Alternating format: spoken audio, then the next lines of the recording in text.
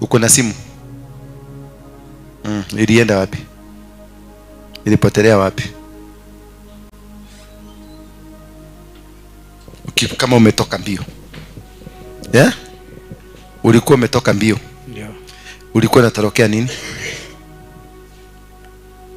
Nilikuwa natoroka tu sababu ni mavitu zinaniamkia kama mimi apostle sitaki. Nijibu swali. Ulikuwa unatorokea nani? Kuna watu walikukibisa. Ndio.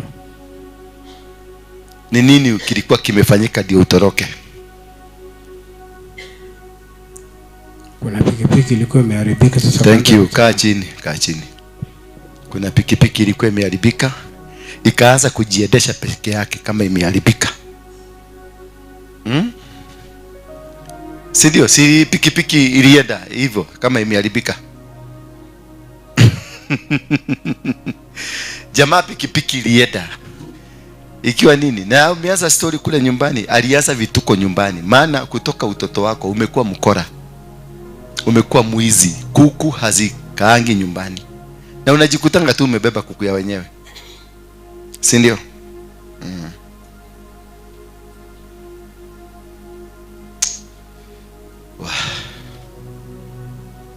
Na hiyo ndio matatizo tunakuanga nayo. Yaani haonangi amani kitu kikiwa na amani. Lazima aondoke nacho. And this is the problem tumekuwa nayo sana. Na nimekuwa na hawa, nimejaribu kuwasaidia. Nawasaidia wananiiba. Kuna grupu moja tulichukua kule City Stadium. Tukawasaidia, tukawaosha, wakang'ara. Walipita na kompyuta zetu zote. Waliwekea ule kiateka alikuwa huko dawa, akalala.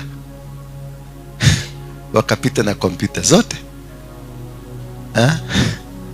Wengine tukawalete hapa, tukawaosha vizuri, tukawapatia kazi, tukawafungulia kazi ya kuuza matunda.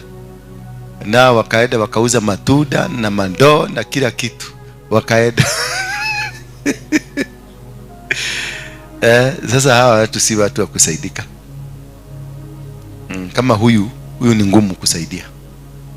Huyu ile vituko. Nani alikuwa anaitwa Mary? Unakumbuka mama anaitwa Mary? Kule nyumbani. Wa karibu tu na familia. Ndio. Ule mfupi hivi. Muliteremuka na yeye kwa shamba na huko chini. Alafu duru ikasikika. Thank you.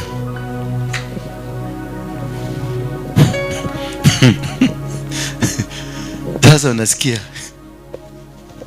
anateremuka na mtu, unasikia duru. Baba wewe ni mkali. Hapa wewe ni mkali. Sio ni mkali. Papa. Wewe dawada. Joseph Muli? Karaoke. Kweli. Tawa Joseph karaoke. Umedeko? Umetoka mbani kana umede? Mamangu ametoka hapa Kandara. Mzee ametoka hapa. Watu wa Murang'a inua mkono juu. Watu wa Murang'a. Your brother is here. Mamangu naye ametoka Kandara. Mzee ametoka hapa Mangu. Wakanunua shamba Ukambani. Watu wa Kiambu inua mkono. Hii ni crossbreed ya vitu tatu. Murang'a, Kiambu, Machakos. Sasa unaona product ndio hii. A very dangerous product. Bwana Yesu asifiwe sana. Nashukuru tena kuwaona. Nakumbushwa na David, kuna watu tulikuwa tumesema ilikuwa ibada ya asubuhi ama ilikuwa afternoon, chupa na mafuta.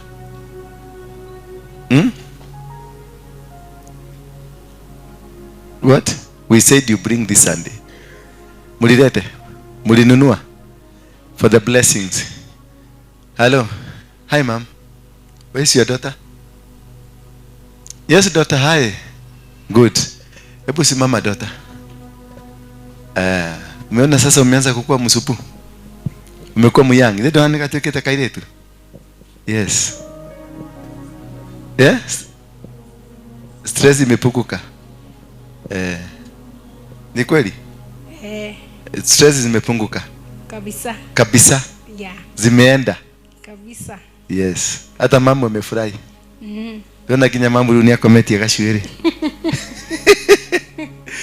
Najua walikuja huyu na huyu, nilikuwa nafikiria ni sisters. Hebu simama mama. Sasa yule nilikuwa nafikiria ni sister ya huyu mdogo. Sasa huyu akaniambia this is my daughter. Nikaangalia, nikajifanya ni kitu na nimchukulie kwa kajicho kingine hivi vizuri nione how. Bwana Yesu asifiwe sana. Sina stress venye naweza koka mtu. Ninaweza koka. Huyu mama alikuwa na stress sana. Sasa yake ikagogesha huyu mama. Sasa wakaanza kupelekana mbio katika age. But now you're okay. Yeah? Tumpigieni Yesu makofi maana. Ni last week tu. Si last week ulikuja hapa Wednesday na unaona Wednesday venye nimefanya kazi nikakupatia picha ya Wednesday. These are two different women. Mama ni mzee ya Wednesday. Let go. Ni kama mtu wa 90 years Wednesday, lakini sasa huyu ni mtu wa 58. Thank you. Yeah. Thank you, Jesus. We give glory to God. Yeah. Because God has a reason why we are here. Na mtabarikiwa, si ndio? Tutaongea baadaye basi. Thank you. Gari kubwa kuja gari kubwa. Hii ni gari kubwa hii. Ndiri Morin. Ni ati ya mwari. Sasa mnasikiaje nyinyi ni Vice Deputy President? Mnasikiaje? Kuja tufirishe watu wa Madera. Muraigua atia? Yes. Niki wake nyita.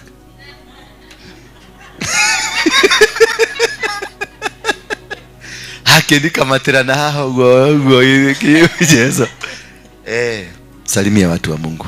Mwathani agoso. Bwana Yesu asifiwe. Bina.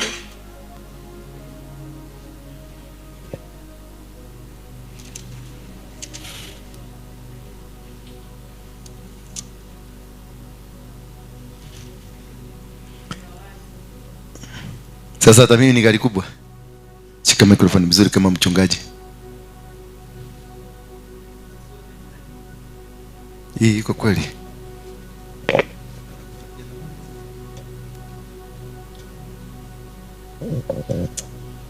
Tuko na shida na technicians hapa kabisa. Nani anajua kazi ya technician vizuri? No. Wewe unajua? Technician?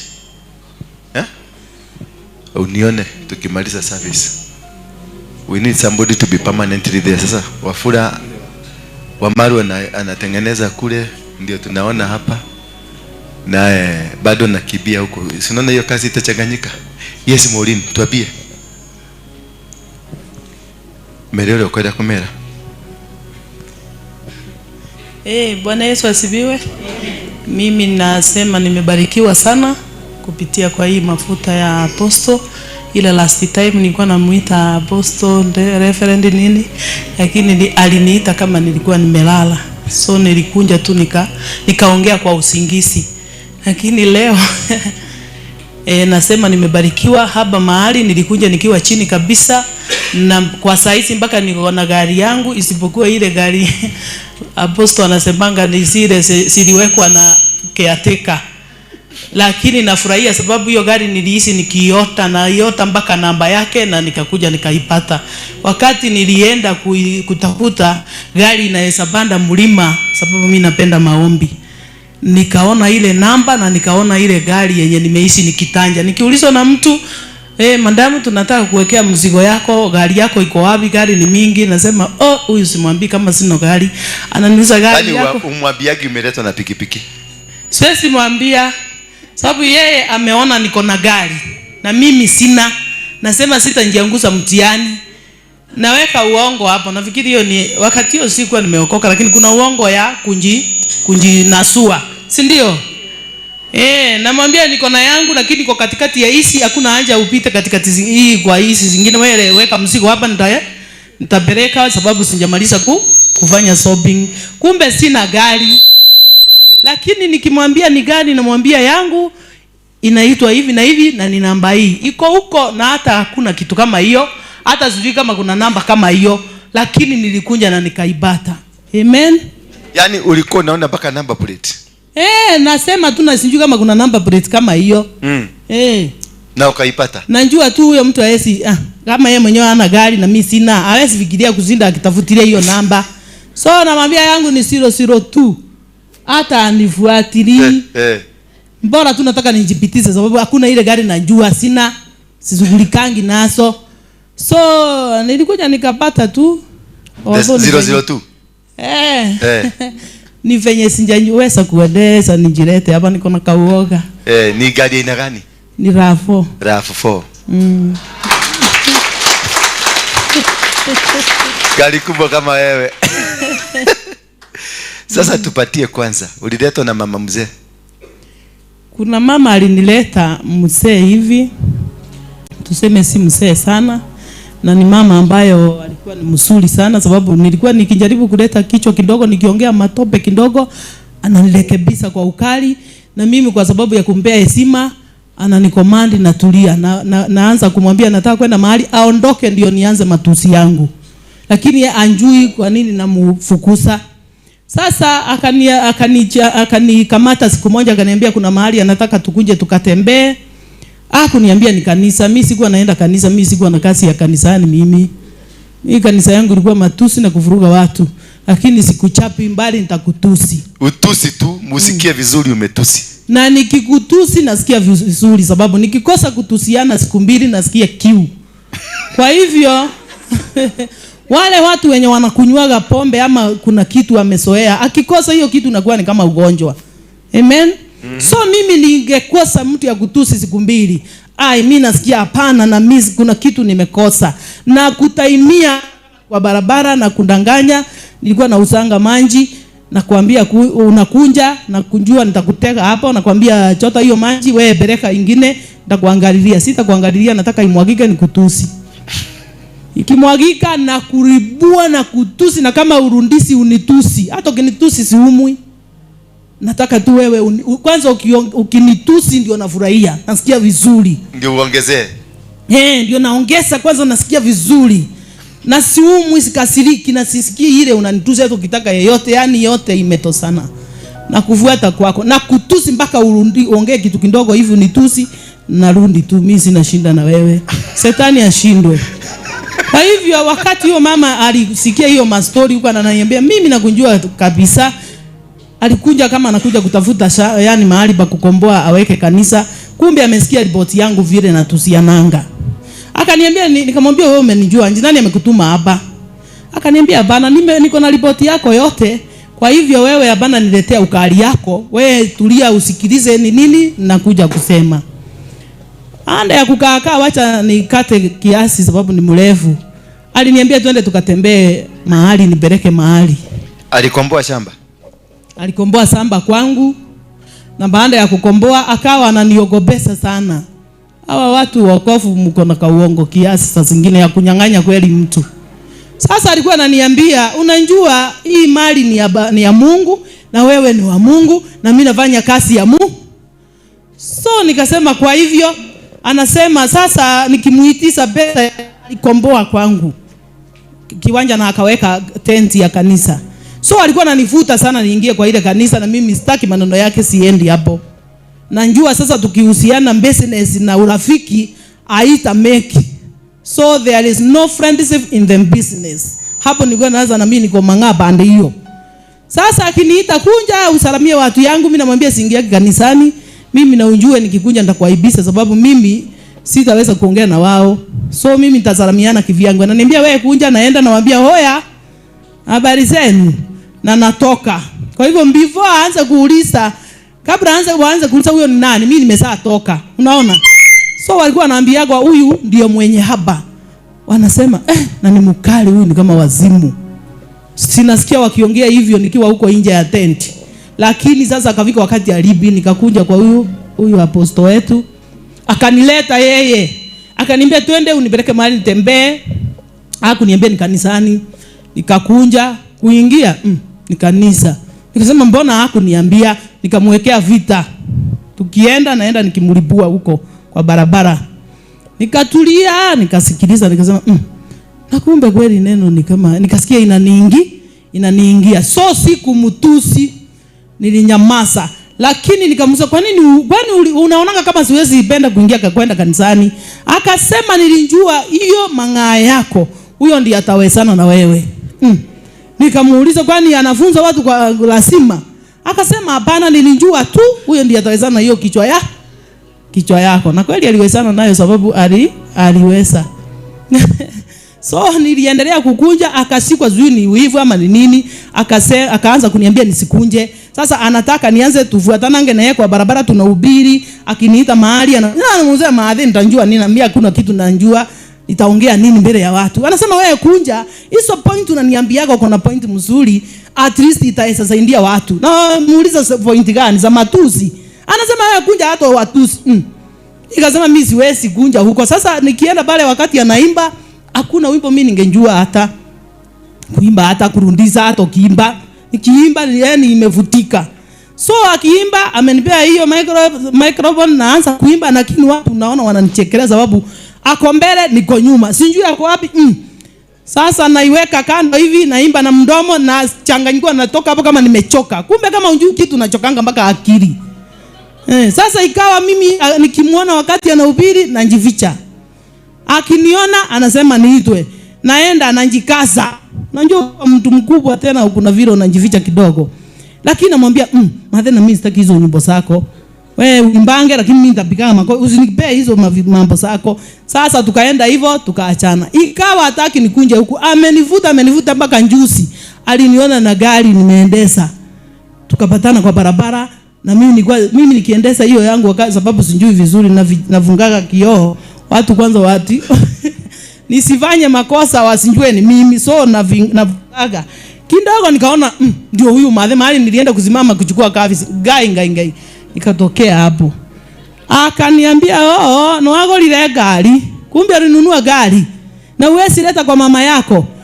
Nikamwambia hapana madhe, mimi sijanunua. Gari nimepewa kwanza ni test, kununua ni banda. Akaniambia lazima uilete hapa niitakase. Nikasema nimezaa itakasa madhe. Akaniambia nitaitakasa.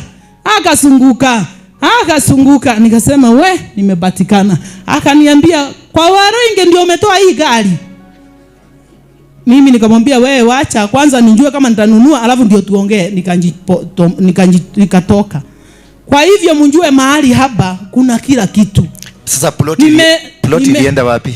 Ploti iko. Si wakati nilikuja ukaniambia nitajenga nyumba ya ngorofa, alafu nikuletee nikakuelezea venye ananiambia, ukaniambia Mungu anasema utajenga ngorofa na shamba yako atakurundishia, kwa sababu alikuwa ameanza unjanja kidogo. Hataki kulipa na hataka kukaa na ananiogopeza Mungu. So mimi Mungu nilikuwa namuheshimu hata kama nilikuwa natusia. So ukitanja hivyo naogopa, lakini nasema nilikuwa nasimama na kitu moja. Nasema na si anasemanga fuata haki yako na utapata. Na mnapotumwa mahali, mnatumwa mkabariki, mbali si kuvinyiria. Nilikuwa namwambia hivyo. Kwani wewe ulitumwa hapo nivinyirie? Sasa ananiambia wewe niletee mambo yako, we unjue mimi nimeletwa hapa na Mungu nikukomboe. So alikuwa amekaa na hiyo unjanja. Na mimi naogopa kumuitisha pesa na alibi. Wakati nilielezea huyu aliniambia kunja hapa, nikakuja, yani akaniombea. At least akaniambia ataachilia hiyo shamba. Aliacha yeye mwenyewe akaniambia mimi shamba yako sitaki. Wacha unitafutie ingine ile kubwa kiasi iko kwa barabara. Nikasema Yesu ni Bwana. Akaniuliza na wakati ulienda kwa baba yako, kuna wakati mumaiomba kuhusu hii shamba? Nikajua hapo hapana, hata kama sikuwa najua. Nikamwambia hapana. Sikumwambia ndio sababu nilifikiria atafikiria kitu kingi. Akaniambia unjaitanja maneno ya hii shamba ama nimeweka kanisa hapa? Nikamwambia kwani tunaongea maneno ya shamba ama tunaongea maneno ya anahubiri huko? Kwani mimi naongea na yeye? Akasema usiwe mwambia kama nilikomboa nini. Kumbe amerealize kuna kitu imefanyika, lakini akaondoka kwa usalama. Na mimi baada ya hiyo ndio akaniambia nitajenga ngoroba. Nikamwambia ningetaka kunje kwetu kwangu. Kwanza uone mahali naishi ndio ukiniambia maneno ya ngoroba unjua. Akaniambia ni Mungu anasema hivyo. Na akachora hiyo ngoroba akanipokeza. Kwa kweli wakati akaniambia tuko mwezi wa 5, mwezi wa 8 utamwaga material. Nikasema huyu akinjua pesa ya material inatoka wapi? Kumbe wakati Roho Mtakatifu anaingia ndani ya mtumishi wa Mungu akuambie kitu, anakuwa akinjua sisi ambayo tuko na wetekio, imani iko chini, imani kidogo ndio atuamini, lakini kumbe ni ukweli Roho uongea. Hiyo siku anajua, nilikuwa naenda tu nikisema siambii mtu asinichekelee. Lakini mwezi wa 8 nilimwaga material mpaka nikachanganyikiwa. Nikawa nimemwaga lakini sijui nifanye nini, sijui. Yaani kichwa inauma. Unaona? Nikakuja nikamwambia, nimemwaga material na uliniambia mwezi wa 8. Sasa nifanye nini? Akasema roho ya kuchanganyikiwa out. Na ikaondoka kweli. Baada ya hiyo nilienda na nikaita mafundi na nikaendelea na sasa naishi kwa ngoroba na unaona niko mpaka na gari. Asante Yesu, makofi. Thank you. Sasa uanze kuhubiri. Ile yako kule kwa nyumba, hiyo ni yako, hiyo ni ile ya nyumba ya maombi. Na hiyo uendelee nayo ya maombi. Lakini ukuje hapa, ushike microphone, uanze kuhubiria watu. Umenielewa? Usifugue kanisa huko. Lakini ufugue place ya maombi. Watu watakuwa kikuja, wanakuja wanaomba lakini wanaenda. Lakini kanisa ukuje hapa. Ushike microphone, utakuwa ukihubiria watu hapa hawa. Yeah? Utawahubiria, wataokoka. Kisha Mungu atakusaidia, utakuwa. Ndio sasa uende kwa ile shamba yako, utakatia Mungu shamba. Ujenge nyumba hapo yake. Watu watakuja. Itakuwa chemichemi nzuri. Umenisikia? So kutoka Saturday uwe unafika hapa saa 12 hapa. Every Sunday unafika hapa mapema, unashika microphone, wewe ni mchungaji wa hii nyumba.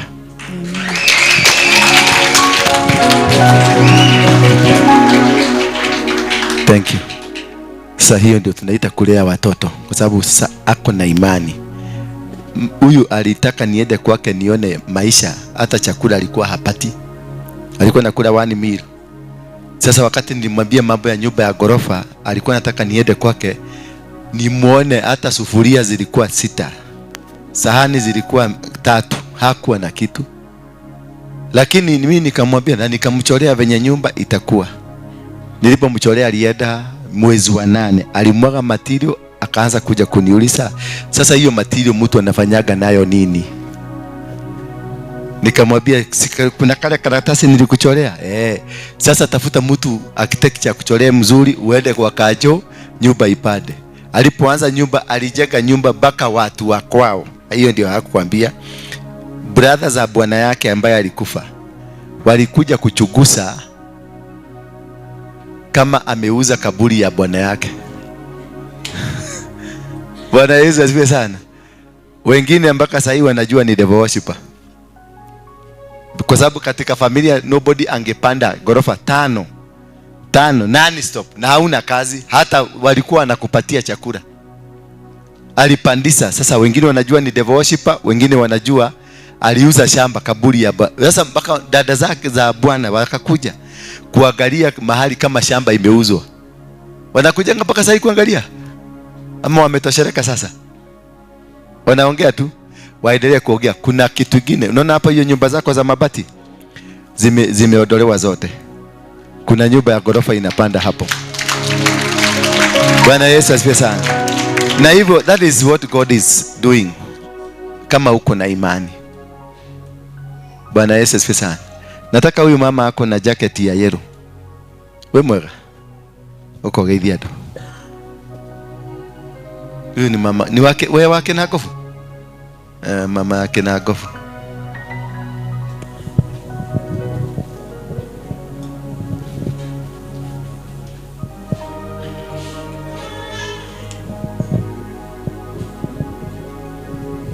Bwana asifiwe. Bwana asifiwe tena. Kwa majina naitwa Ndura, nimeokoka, Yesu ni Bwana. Nimetoka huko Yarate Kedagofu. Zaidi watu tunasema Mungu ni Mungu na tabaki kuwa Mungu. Kila mtu ajiulize kusudi lake kula kukuja kwa hii nyumba. kwa sababu si lazima mtu akuje, lakini mtu akikuja hapa akijua kusudi la Mungu, Mungu atatupeleka mbali. Nashukuru kwa yote na nafurahi kuwa kwa hii madhabahu. Ita mwenzako. Kuna mtu mwenzako hapa wa Girigiri. Najua watu wanatokaga huko. Na mnyinyi wa hapa mnakuja late, hawa na vikanga mapema. Si ndio? Baka wanalala. Geithania tu ndukarie ndeto nyingi, ugeithia tu. Mzuri sana. Mzuri. Mwathani agocwo ringi. Ndero ndikarie muno, ndero ngeithanie. Ndigakiria hau. Ukimera ritwa. Marito makwa njitagwo Ann Wambui Njori na aya ni arata akwa. Thank you. Wapigieni makofi. Ni marafiki zangu wa kutoka huko. Wavade. Simama tu salimia watu. Na nataka leo upatiane testimony yako kidogo tu. Ni vizuri? Ama wanakuona huko? Kama kuonelea tu najua ni vizuri, nataka kujenga imani ya mtu hapa leo. Bwana Yesu asifiwe sana. Si kuhubiri, pia kujenga imani ya mtu. Kuna mtu anaangalia juu, jina yake isitajwe. Lakini kuna Mungu, yes, and you are so beautiful. Wow. Didako na wewe hubete huko. Wewe mthakama. Yes, and matching glasses, matching clothes, and matching pen.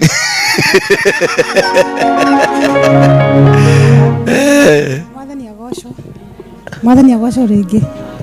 Hamari twajita Catherine Mwangi ndi muhonoku na ndigiuga atia tondu ni kuhereria microphone yaku kanua-ini gaku. Nene maule muno ni kuga tondu uria Ngai anjikiire ni maundu manene muno. Ni huthirite kwira andu aturutaga nao wira ni ndigicinga githare kuma mwaki-ini tondu ti theru kweri Ngai ni andutite kunene na tiga ni undu wa mathabahu maya maybe muthenya wa muthi ndingire muoyo ni kuria ngereire na kuria hitukiire tondu ni ndamenyete na Ngai mbere ndahonokete gicoka mathina ni maingi na makoraga andu a Ngai no Ngai macio mothe ni mahotanagira. Ndacokire gicoka na thutha ngingira unduire-ini ti unduire-ini waingirire ugo-ini unduire-ini ugo-ini ugituika mundu mugo gituika mundu mugo na ni in fact ndi mwana wa thirikari ria ahura undu ucio na ngingira kuo no muikara kuria mugicirera muguthi kunyitwa gori ndi ari kumera riu niwe wa mohaga na githito no Ngai no mwega tondu ni andutire ni tondu ni anjikirite ruoro ni nje Ngai agwikira ruoro ungituika wa kurira arauga no ngerorire kwa ngoma kunu egukuruta kuni ku Ngai andutite ndarwarite 2018 na 2019 giko ndihuicie-ini na Ngai ni mwega tondu ni uyu muthi ndiretwara maguru makwa na riru raiku ugo-ini ndamba kuma uhoro-ini wa Ngai ni ndatahiketio nginya Jesu ni mwigua andu matahikagio Jesu ndari muhinyire mburi na ngatahikio Jesu ate wari muhinyire mburi ndari muhinyire mburi mburi hinyagwo atia haha uku ni kuga ate yahinywa haha ikarongorerio ikahinywo nginya igakua ukarongorerio ugatahikio Jesu Ngai no mwega ni andutire ku ndio kou riu nigu ndambire kuigua roho wakwa ni urarega na ngikio ni mundu mugondaria ni kumera hau mbe akigana mbe ngikio ni mundu mugo ndio kou tu ngigua ngoro yakwa ni yarega ni amba kuregana na maundu maya ngienjagia ni kwaga kuthiaga ndimwehagu ngomirio ndimuciheagu pio ngomi waciheaga ate ikiraga turaruga ugacitwarira kuri haria twathondekete atwatwaraga ugatwarira ngomi ngama gakima kindu giothe na nyama na gachuru nyingi muroko na nyama nyingi na iria na njoi nginya njoi muratina macio mothe ni njikite oye no Ngai no anjiguĩrĩire tha tondũ ndio kũndambia kũigua ũndũ ũcio nĩ ndaregana naguo rĩu ngĩrega gũkĩra andũ mokĩra nĩkĩo ndĩiguo mũkĩrwo tũhoe mũkarega ngamaka tondũ andũ mokĩraga kĩhende cia ũtukũ rĩu inyuĩ mwĩ toro nĩ mokĩrire twokĩraga thaa icio kũhoya nĩ wakinyira andũ ngĩigua niĩ ndirĩ mwokĩraga thaa kenda kũhoya before kenda ikinyĩte nĩ mũkĩrĩte gwĩta kinya nĩ mũkĩrire na ya marĩ toro marenda mokaga kwara raini harĩa meteire apostle amahoere na thaa kenda nĩ gũkĩrirwo na o mũthenya ti atĩ nĩ ũratokaga haha kesha kana kĩ on daily basis mũthenya o mũthenya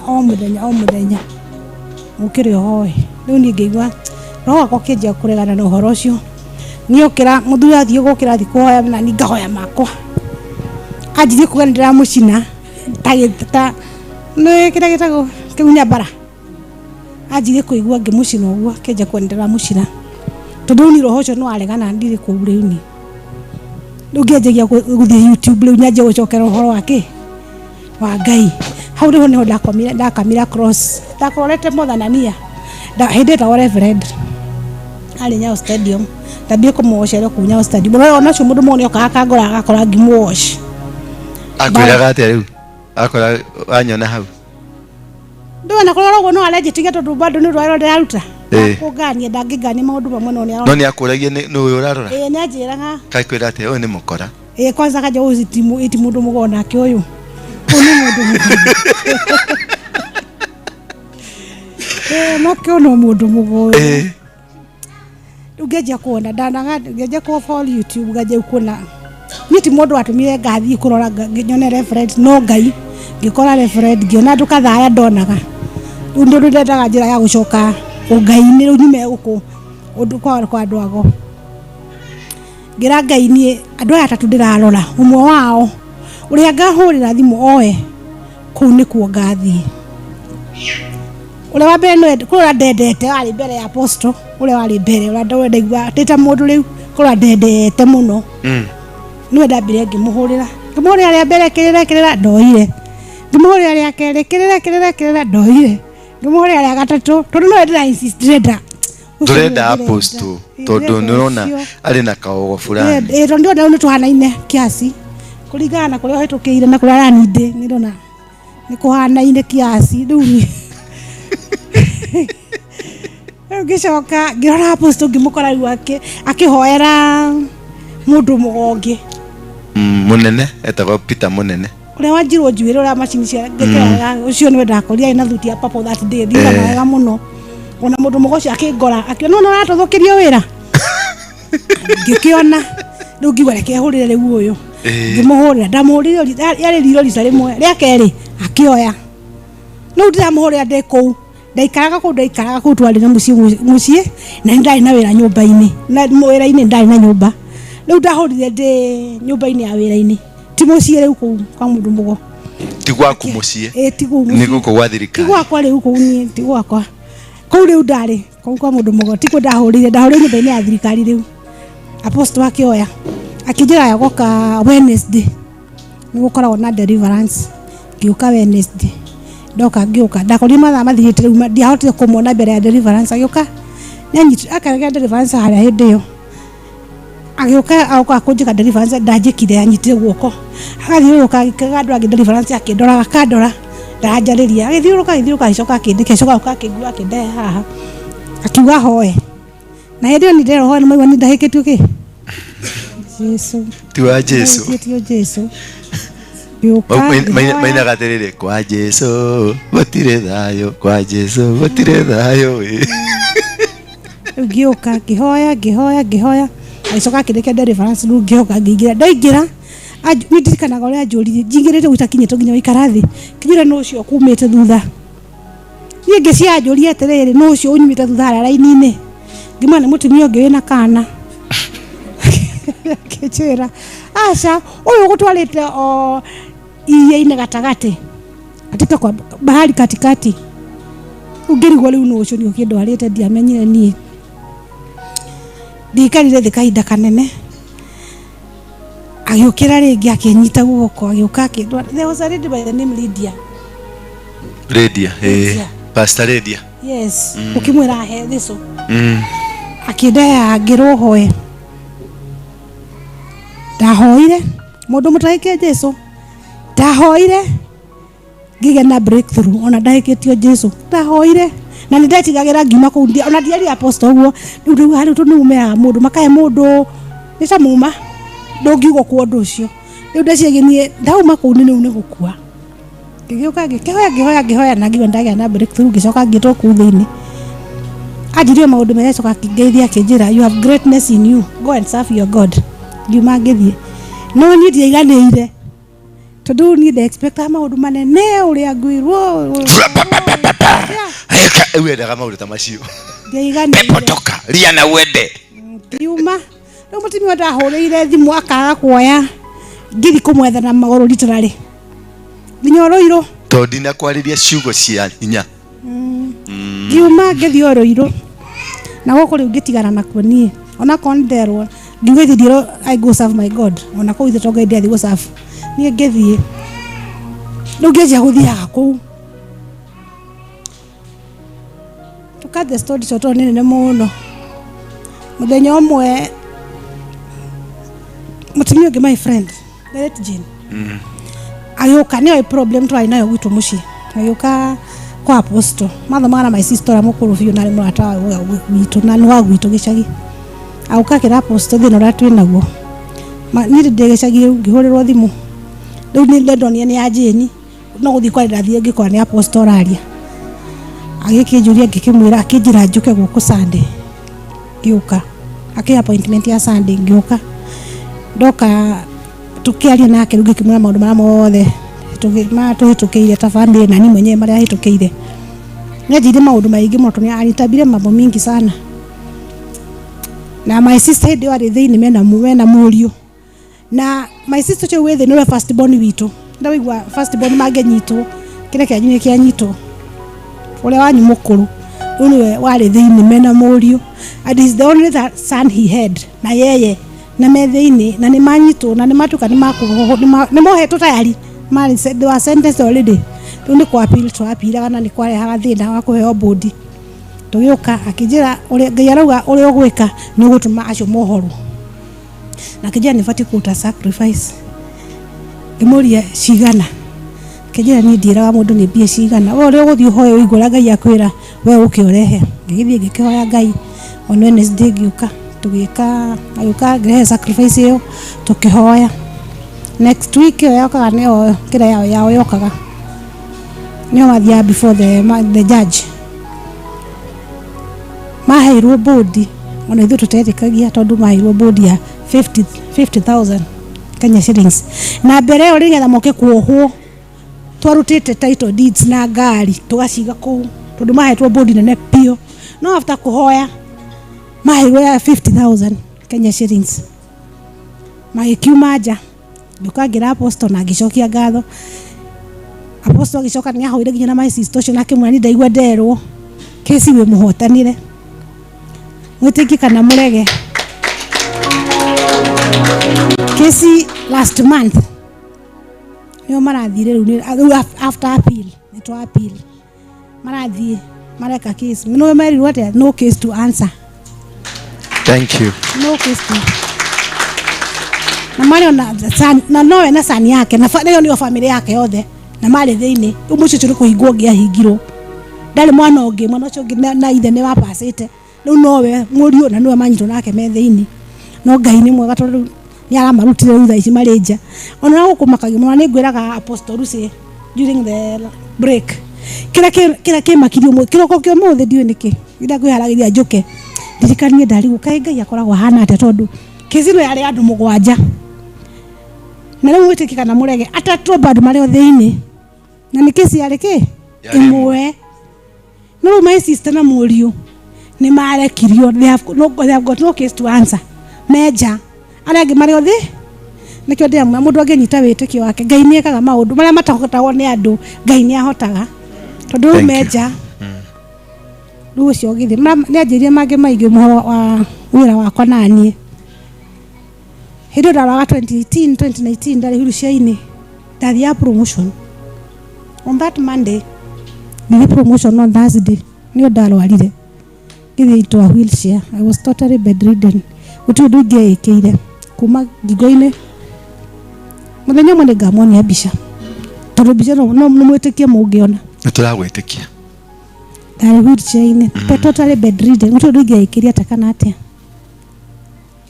Na icokire ndahonire. Na icoka ndoka gukura njirie muthenya ucio ndaingirire. No ni ndiareho ni thina. Ucio ndwathumbura wakwa promotion wira-ini. Ndionaga tari thina nie. Ndonaga wa my sister kunyitwo niguo niguo thina.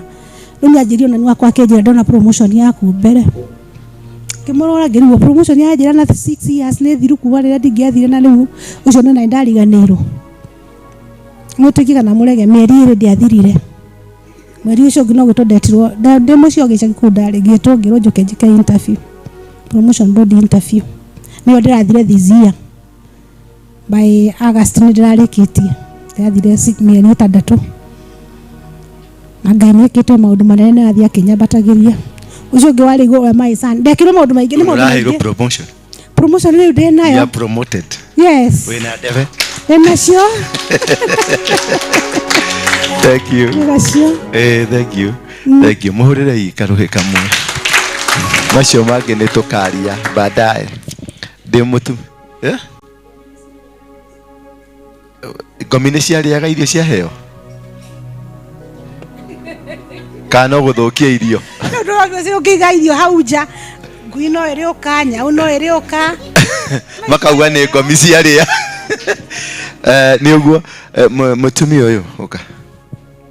Yes. Yesu. Kana ndukwenda kuoneka TV-ini? Tatuhe cia Freemason. Haleluya. Bwana asifiwe. Ritwa ni Grace Njoroge na ndi nyumite Thika. Na ndi mwalimu by profession. No ni ndegutiga walimu ndahanyukio ni macaitani. Akihanyukia kama shaitani matengeragia mundu we hanyukirie kuhanyukia. Okay, ndahikire 1989 na ngihika mucii wari mwega muno ukioneka na kinyona ciari akona andu agwitu metiana ni muno tondu ndahika wa itonga ona uhiki wari ngatheti-ini ungeigire mami akiuga uria ngari ci utikuoneka ngari ta icio no matiamenyire ni irima ndaikira tondu ndahikire mucii wa Freemason.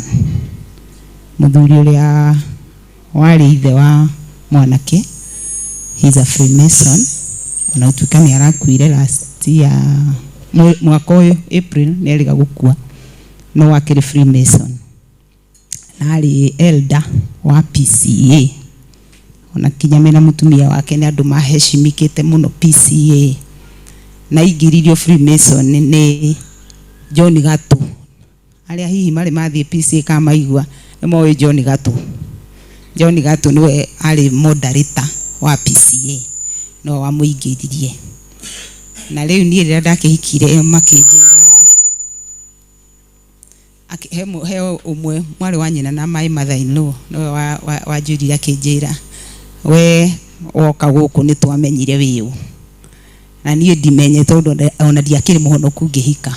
Finally ndacokire ngihonoka na ndahonoka mutumia ucio anjurie no kari muingi muno akinjuria wahonoka niki ngimwira nie ndurite nyendete kuhonoka na nikio ndahonoka na kihana ni igwa uru muno na riu ni twagithirie uguo mathina maingi nie ndiramenya mathina ma mothe kuri andi na finally ni ndacokire riria kuria maundu maria mekaga nie ndiraruo haro cia kiroho na ndiramenya haro ici ndirarua ni cia ki.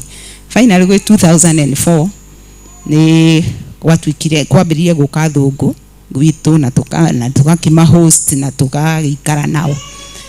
Finally athungu aya ni ngiambiria Ngai akiambiria kuhe iroto na kunyonia andu aya tifio na ngiambiria kuigua ni ndiramanyira na niguo gwacokire gwituika ni nguthie Norway na tuguthie nie na my parents in law na ndukarigana athungu aya nie ti nie mari directly arata kwa mari arata muthuri koguo nie no kumatuga ndamatugaga no riu turatuika turathie na my mother-in-law na ngirihirwo kinya ndege na everything, and 2 weeks before guthie ngitake time ya kuhoya na Ngai akinyonia. In fact andeheire kiroto tari thenema, ndarotete iroto 3 ngireherwo iroto icio ngirota ringi tari thenema tari ka movie urona gakehera ngicoka ngireherwo kingi gia kana. Kiu gia kana ngionio ndi gwitu gicagi na njikarite thi na kimuthungu kinoru muno, na arafu mai haya mbere hena kametha kena mabesha maingi, mabesha maiyuragirira uguo, ngirwo ni dowry ndathie kurihirwo. Koguo riu na kesho riu ari muthuri wakwa ri ndamuonaga ena kanyatha kena turako uguo atumwo ni githuri giki agatengera. Koguo riu nie kumanagia na hau ngituika ni ndahika spiritually. Haya nie niguo riu undu ucio ndawona ngihikio riu ni ma Freemason maya, andu riu ni a Freemason aya nowe.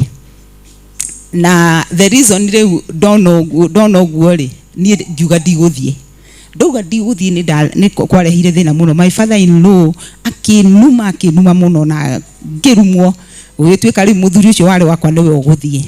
Ni magithire na magika mathire mweri gukoragwo kwi mweri wa June gukoragwo na kindu gitagwo solstice.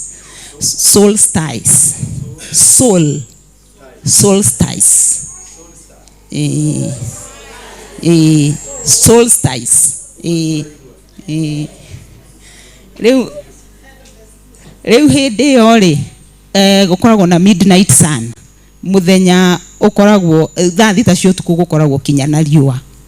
So at that particular time ni hindi yo niguo okoti ciothe matunganaga Norway na magathie gwika igongona riao hindi yo gatagati ka iria during the midnight sun.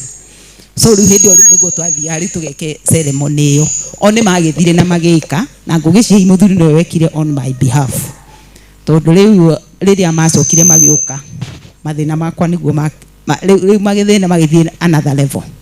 Ngigituika riu nie riu my father-in-law agiuka kiambiria kunuma na akinjira na indo iria mokire nacio ri ngicina ciothe, moka nacio nie ndahoya Ngai ngicina indo ciothe. Riu mathina magithie na mbere, no riria my father-in-law akinjira August, iyo ndio no igwa ni July macoka to maikarire ta kindu mweri. August akinjira August ni athungu ni maroka, ngimura moka matigoke gwakwa muthimu makomborere mukawa. Tugigithigithana hau no ni mahotire to manyitanire family yothe ndari one against all of them, makihota na ni magiukire. Magiuka undu uria wamakirie ni atiriri, muthuri uria ndonete kiroto-ini ri uyu nioka ni gitungu kena mbeca itarathira kimuthungu ndenda aria maracaria guthi gucaria muthungu yera marahoya ndimahoere mone muthungu na kuria muthungu nio muthungu okari Saturday na nie ngimarega kumatugana everything ni ndaregire. Riu niguo muthenya ungi tugithie kanitha twaikaraga Ngongu twathie kanitha ino ihaci hotel Mutero tondu kuu nikuo iyo kwanza kanitha ni ya ma Freemason matheri John gatuku nikuo makoragwo. Riu twagithie kuu niguo my father-in-law igire niwo kubanga uria andu maguikara ngari-ini witikie kana urege abangire. Muthuri wakwa niwe watwaraga ngari yake, my father-in-law agikara mbere na nie ngirwo nguikara haha thutha na muthungu ucio na my mother-in-law. No ni wa imagine kairitu kanini uria gatongozagwo ni mwanake uguo niguo kimuthungu giki guthie hutagia na guku. Riu ni direction no ka my mother-in-law hingo muthuri waku eko hingo yo haha gitwara akirwo aratwara ngari na kimundu no kuhabata na guku uguo. Tukathe long story short ni twagithire na tugithie kuria twagithia gukiria nyama na guku Kiseriani. Tugicoka tugikiinuka mainuka macokirio gwakwa na the following day makidigira mbeca nyingi muno.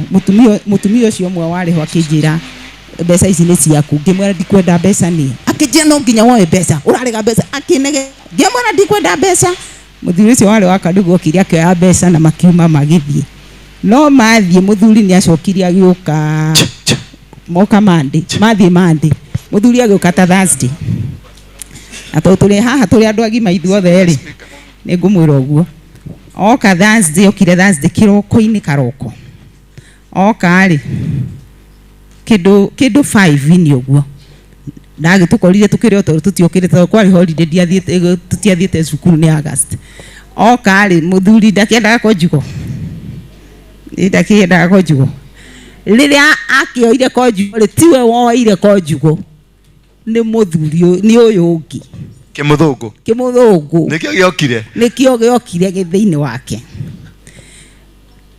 ũcio nĩ ũndũ wanditũhĩire mũno no gĩkorwo wĩ ũndũ mũritũ mũno na kumanagio na hau ngĩtuĩka nĩ ndendio rĩu kĩmũthũngũ nĩkĩo gĩoka kĩrĩ thĩinĩ wa mũthuri nĩwe wĩ mũndũ no ũraigua kĩmũthũngũ mũruti wĩ wĩra nĩ gĩthũngũ nĩ ũraigua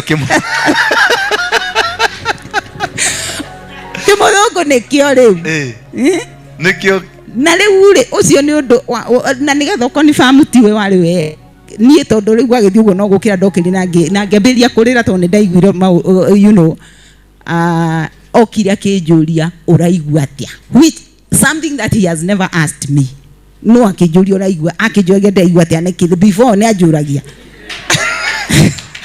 yani ngari ĩno ĩrathiĩ atĩa na nĩ ngari ũtwarithagia rĩu maũndũ mau nĩ makĩnditũhĩire mũno tondũ andũ a mũthũngũ andũ arĩa mendaga kũhikio nĩ mũthũngũ moko igũrũ niĩ ndingĩragwo na mũthũngũ hakuhĩ na niĩ ona ndiendaga kũmwona nyita microphone ũguo yes rĩu nĩ kwagĩthire ũguo gũgĩthiĩ maũndũ magĩthiĩ kumanagia na hau that is 2004 tũgĩthigithana nao finally 2010 nikarushwa nje akĩnjikia nja na rĩrĩa njikirie nja ndathire niĩ for about 7 years I was a street woman tondũ rĩu ndaikirio na makĩnjikĩria spell ngĩspellwo ndiratũire gũkũ ona no ko thengio angĩkorwo nĩ waheire ciringi 10 ndathiĩ ngĩhoya 10 rĩa kũrĩa kĩ tondũ rĩu mahanyũkirie ona ndiũ ingĩhota kuga atĩa but tukate yani ukiguruka ndiarĩ mũgũrũku kĩongo I was still in my sound mind tondũ rĩu thukuru ĩrĩa mandwarire ya mũico ndathomithagia Karen nĩ imagine nĩ waima Karen nĩ watwarwo korogoco rĩu ndatwarwo korogoco makĩngora kũu na thigari na ngĩnyitwo ngĩtwarwo rehab gũkũ kwa Njenga maragũtwara rehab nĩkĩ tondũ maroiga ndĩ mũgũrũki we nĩ ũraigua wĩ mũgũrũki niĩ ndiraigua ndĩ mũgũrũki niĩ ndirĩ mũgũrũki no nĩ marakuona wĩ mũgũrũki no rĩu rĩ to manjikĩirie roho wa ũgũrũki rĩ na ndiragũrũka rĩ ndatwarwo thibitarĩ nĩgetha ngaheo ndawa nĩgetha ngũrũke no rĩu nake Ngai akĩndeithia niĩ ndaneagwo ndawa ngekĩra kanua ngacikĩra na haha ũguo nganyua maĩ ngacoka ngaruta ngohanaga tissue for 3 to 4 weeks ndatũrire gũkũ kwa Njenga haha Parklands gwĩtagwo ndĩrariganĩrwo nĩ kwa Frank Njenga kwa Frank Njenga nĩkuo ndarĩ rehab ĩyo ngĩikara kũu na nyũmba ĩrĩa ndĩraikara I spent a whole 100k mbaruta mbeca icio ciothe nĩgetha ngũrũke finally Ngai nĩ akĩndeithia ndiakĩgũrũkire na ngĩkiuma na ndakiuma magĩciria niĩ ndamenyire atĩrĩrĩ tondũ rĩu ũguo ndamenya ũrĩa wothe mareka rĩ ngĩmenya I'll play along rĩu ndameraga niĩ ndawa ici cianyu nĩ irandeithia mũno so the more I play along with them magĩtiga nona rĩmwe ũngĩonania no respond matitindanagĩra nawe koguo rĩu rĩ I was comfortable taking the medicine ngacoka ngaruta ona ngiuma ona nĩkĩo gĩatũmire nyume ya thaici mangĩanjigire kũu ndaima ngĩra ndagĩtarĩ ũcio na kaĩ ũhe ndawa ici ũhe nyingĩ tondũ ndawa ici nĩ irandeithia mũno no rĩu magĩcire ndaingĩra box tondũ niĩ kũringana ũrĩa hĩndĩ ĩyo yothe ndatũraga kũu kwa mũthuri ũcio ndatũraga cuba ndekĩrĩtwo cuba nĩ ũka arĩa monaga manaija nĩ mũrĩ muona thenema yetagwo The Price mũndũ atũraga cuba niĩ ndatũraga cuba ndĩ kũu na rĩu ũguo nĩguo mendaga nĩgetha manjokie ndĩ azubi thie ndacoka kuu ri nigetha njoke gacuba tondu ngwiciria nie ni ndie ndakimathondekagira indo ukiona. So to cut a long story short, ndiri o guku Ngai ni andeithĩtie na riria ndonire Apostle YouTube na ngĩigua ũrĩa ohĩgĩrĩire maũndũ-inĩ maya ma Freemason, Ngai akĩndongoria gũka gũkũ, na kuma ndoka gũkũ nĩ ndonire one of the clips ũhoro wa gũcokia dowry. Nĩ ndokire na dowry ĩyo kũringana ũrĩa Ngai andongoririe na ngĩcokia dowry. Na actually last night ndĩrathikĩrĩirie ingĩ mwaragia na ũrĩa ũhoro wa wacokia dowry, rĩu nawe wĩnyitithanie na Ngai nigetha dowry wambĩrĩrie. Sure. So I believe I'm back here. I'll be back here with a bigger, greater testimony. Not being back here, but you're now part of this family. I am part of this family. Thank you. Amen. Thank you. You will always be here. We are going to walk with you. Amen. A walk of salvation. Thank you very much. I think my topic starts from there, about the dowry. What is a dowry? Kana Lydia nĩ ũngĩatogeithia? Lydia wa Karen Waruda nĩ ũgũtogeithia kana ndũkwenda? Nĩ ũkũiganĩra? Thank you mami. Let us speak about this dowry she has mentioned, because that is part of the continuation ya kile kitu ambacho nilifundisha asubuhi, the dowry, the spiritual dowry. For example, when unajiona uko na a spiritual husband, and perhaps in that spiritual husband hata kwa ndoto umeona umezaa mtoto ama watoto, ama uko na majini yako kwenye familia yako, ama uko na spiritual wife, then you had sex. For a spiritual husband to come into you, or a spiritual wife to be in your life, there must have been a marriage that was done in the spiritual realm. Lazima kulikuwa na marriage ambayo ilifanyika, na katika kufanyika kwa hiyo marriage ilifanyika, kuna dowry walifanya, because in the spirit, for this thing to work, a sacrifice has to be done. There must be a sacrifice. Ukiona uko na mwanamume in the spirit anakujanga analala na wewe, that is your husband in the spirit. Na huyo husband in the spirit alitoa dowry. Anything spiritually to be connected, lazima kuna sacrifice imetumika. Ndio unaona na sisi ndio tuvunje madhabahu ile tuko ndani yake, sacrifice lazima itumike, maana kule walitoa sacrifice, na wewe lazima utoe sacrifice. Bwana Yesu asifiwe sana. So hii dowry ambao naizungumzia, wakikuja wakikukamata katika ulimwengu wa kiroho, wanakutoleanga dhabihu. Naona huyu mama alipelekwa, walitaka kumpeleka mpaka Norway, katikati ya bahari, lakini alipokataa, walikuja na wakahakikisha huyo ambaye ni high priest, hicho kimutu kimuzee uliona, hiyo ndio high priest, na yeye sasa ndio upokea, anakupokea. Na kitu ya kwanza walitaka ni your sex. Unapofanya ngono na wao, ni part of the dowry that you are paying, because it will connect you. In the spiritual realm, sex brings the soul tie. Then you are connected permanently with them. Then they will give sacrifices so that hiyo ndoa ambayo mmeifanya iwe kamilifu. Kitu chochote ambacho hakijatolewa sacrifice si kamilifu. Ndio kwa maana wanakutolea. Hata ukienda kwa kina Hawa, anaitwa wapi, ameenda wapi, Catherine, kule walikuwa, unaona, walichinja mbuzi, walifiinya mbuzi. Mbuzi hiyo ambayo ilifinywa iliuliwa, inafinywa na kidole mpaka inakufa. Katika kule kuifinya na kidole mpaka ikufe, kuna maneno wanazungumuza as it is dying. Bwana Yesu asifiwe sana. So that they can capture you kama sasa ni wewe wanataka kukushughulikia, wanaweka picha yako keruru, magetaka keruru, wanaweka picha yako kwa mdomo ya mbuzi. Kama sasa ni wewe wanataka kuua, ni wewe wanataka kuvunja biashara yako, ama kuna kitu, kama ni biashara watachukua picha ya biashara, kisha kwa hii mbuzi ambao wanafinya wanaweka picha ya duka yako kwenye mbuzi.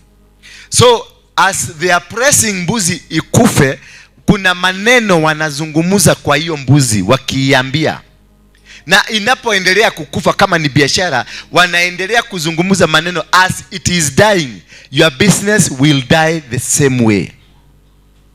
Kama ni marriage they will do the same. Kama ni wewe in specific, uko Amerika, uko mahali popote, wataitisha picha yako, na wakiitisha picha yako kisha wataiweka ndani ya kinywa cha mbuzi, kisha watanena maneno, they will speak to the mbuzi, wataizungumzia as wanaendelea kuifinya, wataizungumzia kwa maisha yako, ukose afya nzuri, ukufe, kazi yako isambaratike, uwekwe kule, uwekwe ndege, ufanywe deportation, urudishwe Kenya. And that will happen because they have given a sacrifice of a goat. So for this thing to work, there is a sacrifice. Bwana Yesu asifiwe sana. So kama uko na mwanamume ambaye munalala na yeye, ama mwanamke munalala naye in the spirit, mulifanya agano ambalo ukilifuatilia katika ndoto zako utaona kuna siku walikuletea vitu. Unaona mama huyu, kuna siku walimuletea, aliona kwa ndoto. Kuna siku walimuletea hizo vitu, ndizo walikununua. Maana hawawezi kuja kuingia kwa mwili wako kama hawajakununua, kama hawana legal rights. There must be a legal foundation, a legal ground for them to come in. The legal ground ya wao kuingia ndani inaweza kuchangiwa na wazazi wako, inaweza kuchangiwa na the grandfathers, inaweza kuchangiwa na eneo umetoka, inaweza kuchangiwa na ile kanisa unaenda, unaweza kuchangiwa na mzee wako, husband yako, ama wife yako, ama parents wako, ama chochote ambacho kilitumika kukukamata.